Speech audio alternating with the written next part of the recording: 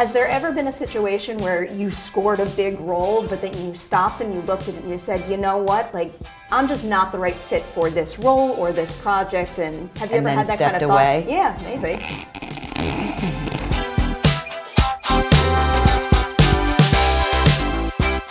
Hello everyone, welcome back for a brand new episode of Ladies Night. I wanted to really tee this one up, but I just can't because I'm sitting next to Linda Hamilton right now for Terminator Dark Fate. Thank you so much for your time today. You're welcome. I am beyond thrilled about this right now. When this is all over, I am going to kill you. I understand.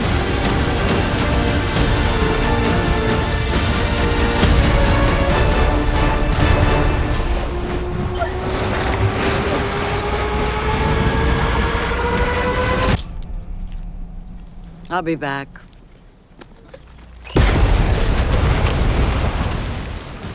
That's what we do on Ladies Night.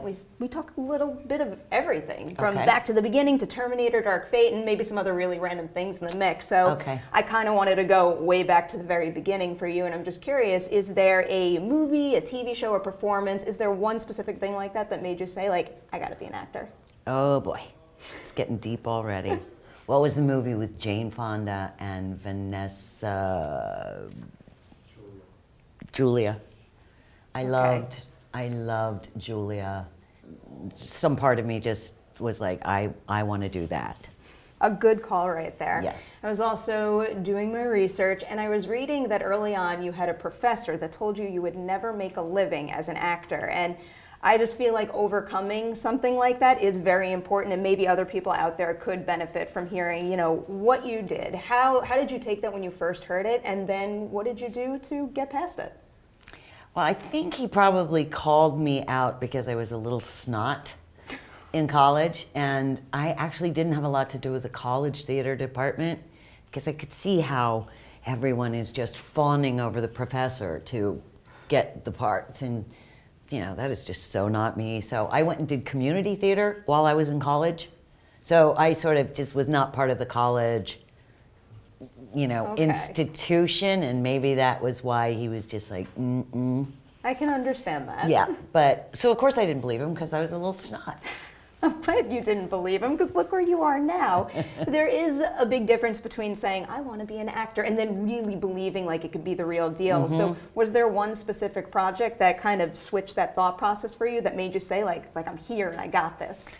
I have always made the distinction, and for me it was just completely organic. Like I never said I wanted to be an actress, I said I am an actress. And maybe that's the difference, but for me it was just authentic to say that. So you don't have to be working to be an actress, or you don't have to be validated by some social structure or construct to say, or to be an actress. So that might be the difference between me and the next person. I feel like that's so applicable in any field, no matter what your dream is. If you just phrase it like that and you say it enough and you believe it, that's actress. Kind of the key. Actually, jumping off that mentality, what is it? Because the audition process is always something that's fascinated me. I just can't imagine going in and either getting a part or not getting a part. So what did you do, early on in your career when you didn't get something? Did it ever get you down, or were you able to move on and go to something else? There were, I'm sure, a few times that it was disappointing, but one has to move on. And really the auditioning process is a totally different skill set from acting. So I've known great actresses that just couldn't do auditions and couldn't make it because it's a different skill set. But I was always rather healthy and knew that if they didn't want me, I probably didn't want them. That it has to, it takes both ends to really sort of meet somewhere. So it's just like, okay, next. So for anybody out there that wants to know what the specific skill sets are, like let's say somebody is a super talented actor that deserves a part, but they just can't get the audition process right. Do you have any kind of advice or, a tip or a trick to apply to that? Well, after enough years, I think my approach was simply, you can't let them take Linda Hamilton out of Linda Hamilton. Like when we go in an audition, we are not ourselves particularly. We are ourselves when we walk into that room, though. And so I just plant. I'm an air sign, so it took me a long time to just like plant myself and go, the terror or the silence or the awkwardness that is in this room, because you don't know what they want and no one's telling you, they are not going to take Linda Hamilton out of me. And so that was just something that would just bolster me in those moments of like, what's going on here? You know, it's like Linda Hamilton is in the room. Yeah. You know, and then I do the best work that I can, given the information that I have, but I can't let them take Linda Hamilton out of Linda Hamilton. So I'm going to make an assumption that you really care about kind of gelling with the person that you're working with, the role that you've been given. Has there ever been a situation where you scored a big role, but then you stopped and you looked at it and you said, you know what, like, I'm just not the right fit for this role or this project? And have you ever had that kind of away? thought? Yeah, maybe. I don't know any actress that has ever stepped away. You know, I'm not the best person for this part. But yes, I've gone in many times and just maybe won something, or, you know, you get into your mid-career and sometimes things are offered to you, which is just amazing. And then you learn over time that the things that are offered to you are generally things that you don't want to do, and that's why, you know, you're going to bolster the project as opposed to it's going to bolster your career. So you're like, then you start reading offers with a little trepidation, or putting off reading them because you're hoping it's good. But I have walked into work situations where it was clear once I met the director and the actors that I was working with that nobody really cares that I'm there or really wanted me there. Like, I might be a studio choice or a network choice, but I'm not the director's choice particularly. You know, I mean, I've been stymied a couple of times and, you know, walked in and met the team and they're all like, hey. And I'm like, uh-oh, what's going on here? Because I'm winning, I'm charming, but, you know, it just sort of like, you know, occasionally it's not a great fit in the director's mind, but he's clearly been bullied into hiring me, and that doesn't ever feel good. So to flip that around a little, what is the key to finding someone that you know you have that right working relationship with? Has there been any consistent factor among all the great individuals you've worked with? In the directing position, Directing, really, I mean, acting, anything. acting very different because you don't get to choose your actors. I mean, rarely. You know, sometimes when you're doing theater, you can recommend someone, but you know, with actors, it's just there's chemistry or there isn't. There's something or there isn't, and we expect that, you know. But we also expect that and know that we have to correct it and sell it on screen to make it look like there's chemistry there, you know. And with directors, it's really just a question of, do they speak a language that can change you on a dime? You know, it's just, can they be precise enough to allow you to understand what they want? I mean, I've had directors that are like, okay, what I really need is more, you get me? And I'm like, nope, you're gonna have to use words, you know? Everybody speaks their own language, and the joy of what we do is we try to find a common language so we can make the same movie. Yeah, I was in film school, and I don't think I really fully grasped that until they forced you to do a directing the actors class, and every student had to be directed by another. And I'm Yes. like, oh, this is what it feels like, and this is why for many people out there, it's nearly impossible. Right. We understand what we want, but to make it understood is a whole other thing. So I wanted to ask you a little bit about your IMDb page, because I've gotten into the habit. I love going through the trivia, and they also have this trademark section, and there's only two trademarks there for you. Okay, because I don't read IMDb, but I have questions So- for you about it. Oh, please. Okay. I ask away. I live Okay. on the site. That and Box Office Mojo. Frequently portrays women who endure despite great hardship or tragedy. And then there's also muscular and toned arms. I think they are both accurate and they are both winning qualities, but I'm curious if you could add a trademark about yourself to that list that's really meaningful to you, what would it be? Ooh. Think on my feet. I think that's even overstating my skills. Well, my arms aren't the same. really good sport. Okay. I think you also said it earlier. It's like you can never take the Linda Hamilton out of Linda Hamilton. And anyone in this Right. industry who could stand their ground like that should be here. I hope so. Because I've seen great actresses standing outside of a room getting ready to audition for a pilot. And they're standing against the wall going, I can't breathe, I can't breathe, I can't breathe.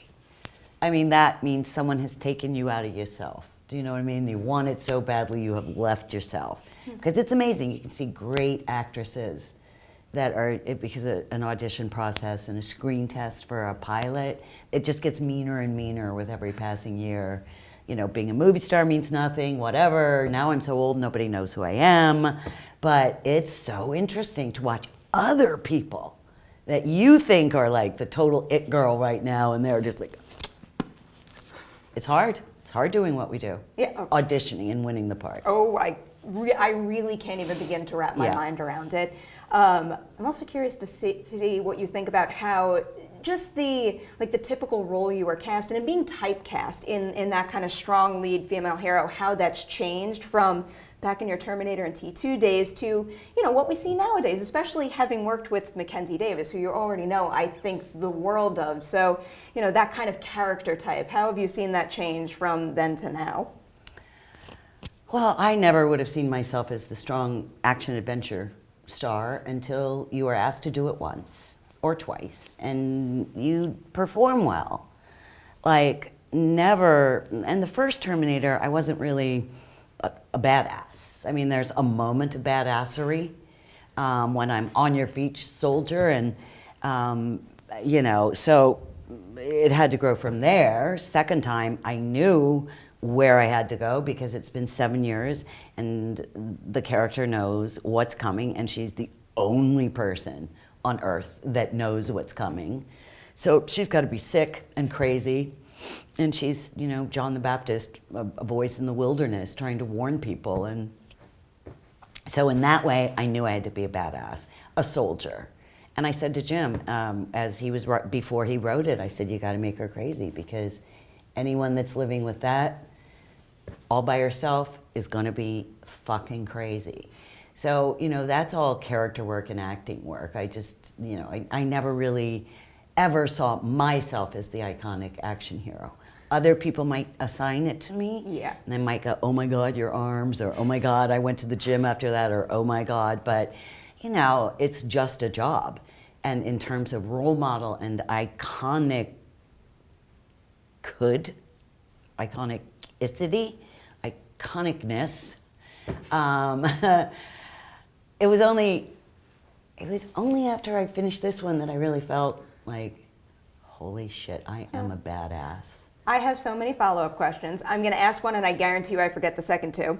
So going back to what you were saying at the very beginning, never looking at yourself as the action hero like that. Mm-mm. When you first started out, did you have kind of a picture of where you would go in your career in your mind? Shakespearean actress, stage, because I studied at Strasberg in New York, and we're all snobs, and you're going to be ruined if you go to LA because you just get lost. And but I loved stage, and I think that would have been quite enough for me.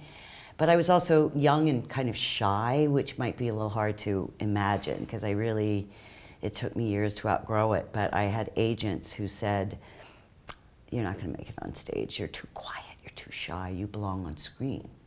And so they made me come to LA after training in New York. They're like, we think you belong on screen. And so they brought out a group of actresses to sort of start as their stable of young ingenues at the time. And now I could own the stage. I mean, it's kind of hard to believe that was, and I remember being in their office and being really shy. Pam Reed, do you know who she is? Pamela Reed would come in. We were contemporaries. We were both new at the agency, and she could just walk in there and entertain them and own the room and make them laugh, and I'd just be sitting there and out in the hallway. I just didn't know how to command a room. Now I can. You definitely can. You can see it in all your work, and you can feel it here. Even though you said in 5 minutes I wasn't going to be happy here. It's not true, I am. Let's try to remember all these follow-up questions I had. Actually, another one came to mind as you were explaining Strasberg, method acting. Yes. So I feel like there are so many different assumptions of what method acting is out there. I think it's different from actor to actor. So what does it mean to you, and do you still use those techniques today? The last class that I ever had at Strasberg, and I was there mostly on for about 4 years, and the last thing that my best teacher said to me was, that was a really good scene. I get the feeling you're not using much method in your acting. I took a lot from it. I mean, I do believe that it really, I arrived as a very small town girl, and it kind of just shredded everything that were the bad habits and the things that I thought I knew, and just sort of rebuilt me. And it is an amazing tool for a lot of people. It's not that I'm a disbeliever. And I think there's a part of me that just sort of automatically uses some of the method and the substitutions and things. But for me, it was a little complex, bring this exercise in, then work on your animal, and it's amazingly effective for some people. For me, it was a little too, I'm already in my head enough. So I just ultimately was like, I think I'm just gonna jump in and believe, Wait, work on your animal? Oh, that's one of the exercises. Okay. That's one of the more complex exercises that they do. What is that exercise now? I'm just work, curious. Study and not imitate, because it's not imitation. I worked on gorilla. I went and studied, and it's the feeling, the movement, maybe whenever you need to be a beast, or, I can't really instruct you on how one would use it, but you get there and really, really, really work on all the parts, the physicality of the gorilla or whatever animal you choose.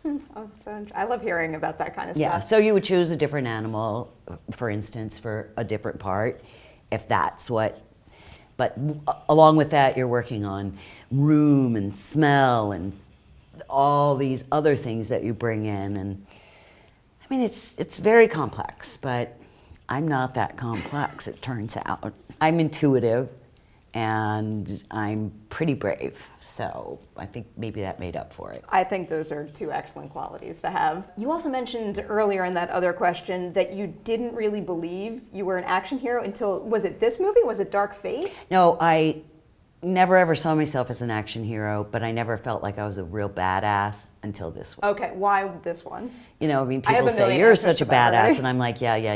You might as well buy into that as any stuff that people try to force feed you. It's like after Judgment Day, everybody thought I was not just a badass, but I was so competent that I would be in a bar and on location somewhere in Virginia shooting pool, and I would hear someone whisper, that can't be Sarah Connor. She'd shoot pool a lot better than that. People buying into this idea of I am just this superior woman. So you're like, yeah. But, and I don't give myself titles, or I don't need to say I'm a badass. I know who I am, I'm a hard worker, and that's pretty good. I feel like that's a subsection of badass, though. Perhaps. But this one was just so hard. Physically, it was 3 times at least what the last film was, just by the very nature of where films have gone and how big things have gotten. So that the action was 3 times the amount, the physicality, the emotional demands, the mental demands. It was huge and hard.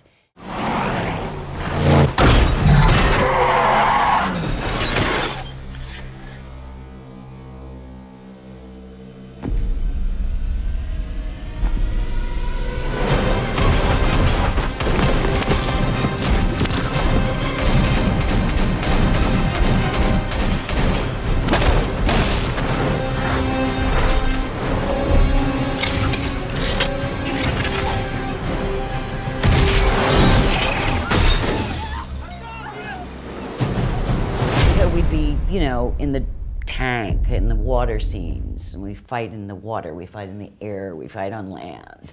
I read the script and I'm like, huh? I mean, there were sequences that I'm like, I don't get what I'm reading. I mean, this is the first time where I'm like, what and what turbine? And like, there were so many moments that I couldn't link together because it was just so huge. And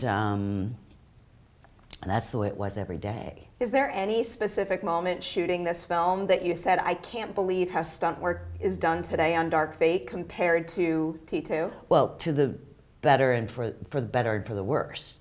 How because, well, there were more stunt women. I really got a little crazy trying to micromanage because, I mean, to every detail, like, she can't be the back of me because her wig needs cutting. Like, I'm not going to give one moment away that doesn't seem real. So, like, okay, you have to be on a wire here and go down this hill, and we could have Debbie do it because it's just the back of you. And I'm like, nope, Debbie needs her haircut. Like, I'm like, I'll do it. And I didn't do it that well, but you know what I mean? You don't want that 1 second that's going to break the audience concentration. Or then there would be the stunt girl from Hungary that they'd hired. And that's a whole different school, old school of stunts where, the girl is doing good work, but it's real old school. So she's in a car accident and she's flinging herself around, just selling it. And I'm like, no, Sarah Connor does not thrash. Like, yes, you sell it, but you don't look like you're an out-of-control rag doll because this is Sarah Connor. Like, it's so hard to not get in there. And it's not so much that I'm a control freak, but more like I owe Sarah Connor the dignity. I don't want to disappoint her, So this was the one film that I've done where I was kind of that person. Mm-hmm. I was protective of every moment. And I couldn't be there because it's a larger film and they're off in Spain doing little stuff and, it was really hard. What is it like jumping back into the character here? Do you automatically just fall back into step with her, or do you have to go back and revisit Terminator and T2? Because they're also such distinct chapters of her life. Yes. Haven't looked back or thought about her, even seen the movies for so long. Essentially, I think, though, some part lingers, but it's not just directly after, it's 27 years later. So I might think I have an understanding of Sarah Connor, but Sarah Connor 27 years later, what is her story, where has she been, and how has that changed her? So I had a lot of work to do to fill it in, just for my own process. And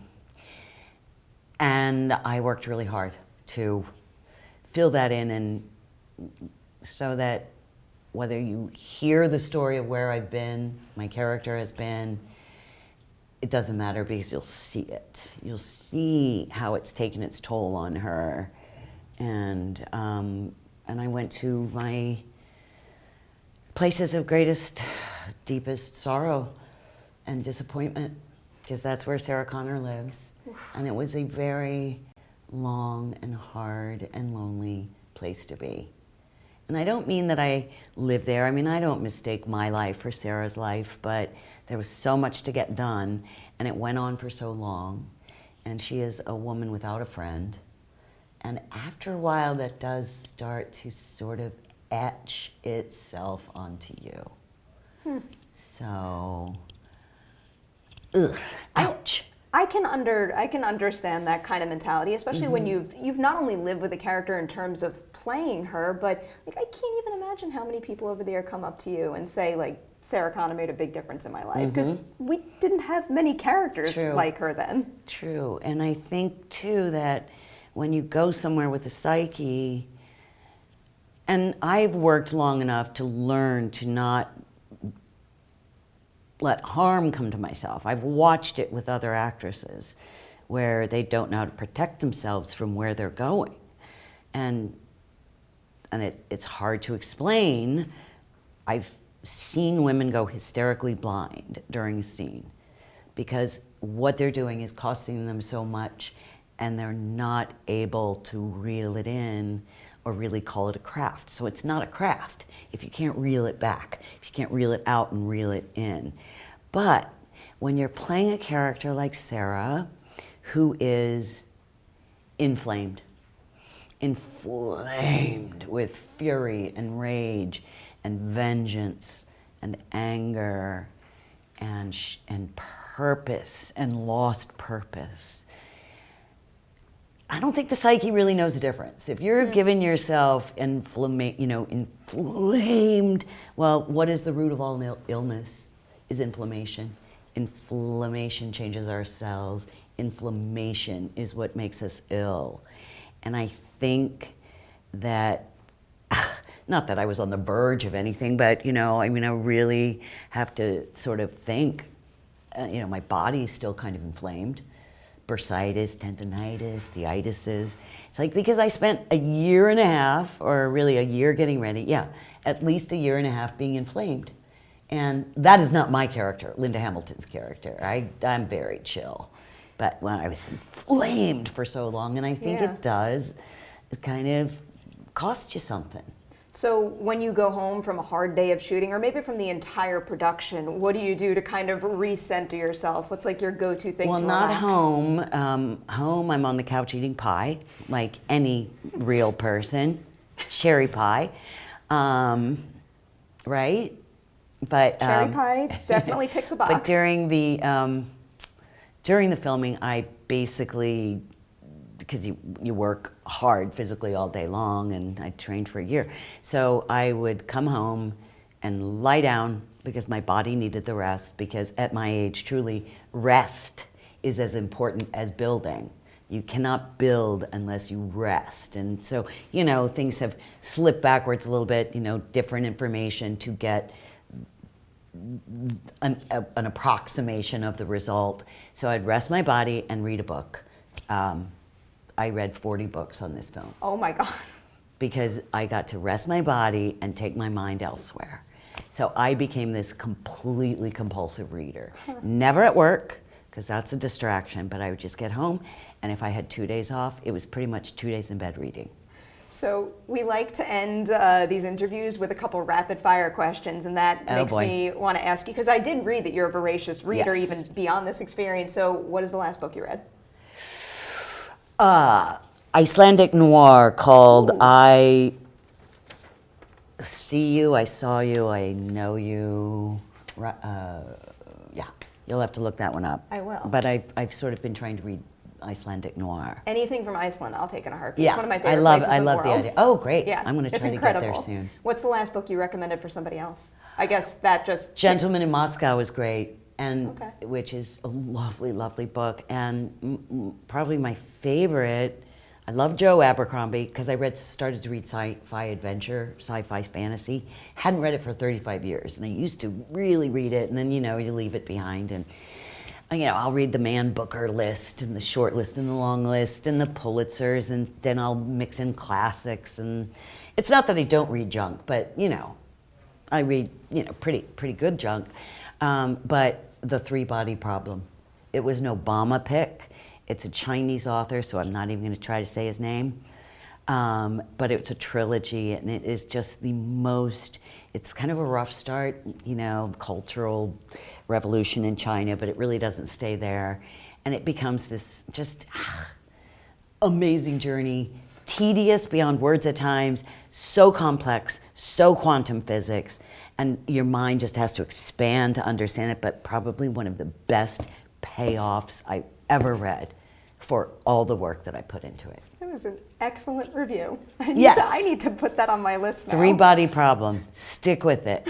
Because everybody's like, and I'm like, I know, but so satisfying. And really multicultural, right? Because you're just learning that the Chinese do not think the way Westerners think. So even including that, it just makes it really interesting. Do you have any pets? I do, but not enough. Oh, how many? I have two. A small dog and a large dog. What are their names? Noodle and Turk. That must be the best thing to go home to them. I brought a little Turk with me because he's a big Anatolian Shepherd, and he had a momentary lapse on Wednesday. We were very controlled roughhousing. I'm very, very controlled with him because he's a powerful animal. And he kind of had a lapse. And as I sat down, he knocked me back into a table, and I have 10 staples in my head. What? And whiplash. So he's with me. I have 10 staples in my head. It was such a shock. I'm sorry that happened, but as someone who like holds their pets like at the highest level of my life, I would probably be in the same position if I did that with my dogs. Thank you, Turk. Just makes this world tour that much more interesting. Halloween is right around the corner. Yeah. Do you have a costume planned? Not going to be home. Oh. We're traveling the world. Okay, not a bad way to celebrate, No, but that's and still... my costume is usually is more like a mask. Keep it simple. Keep it simple. I mean, I used to go Understandable. all out, but Well, you know. Traveling during Halloween doesn't close the door to candy, so what is the Halloween candy of choice? Reese's Peanut Butter Cups You forever. said the right answer. Why is this not everybody's answer? I don't know understand. because they're very wrong. They are wrong. It will always satisfy me. Yes. I think I should get an endorsement fee for just having said that. This is a great transition because not only are Reese's Peanut Butter Cups very satisfying, but you know what? So Always is Terminator satisfying. Dark Fate. Seriously, go see it, Linda. Thank you so much You're for your time welcome. today. All the best with the rest of the promotion for Thank this you. movie. Do not miss Terminator Dark Fate in theaters. Thank you so much for watching this edition of Collider's Ladies Night. Like and share this video, and we'll see you soon with more of them.